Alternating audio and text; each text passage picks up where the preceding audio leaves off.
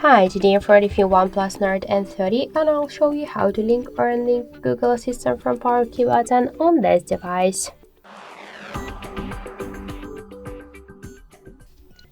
So we should first open the settings and then scroll down to additional settings, tap the power button and click to press and hold the power key and switch power off menu to voice assistant.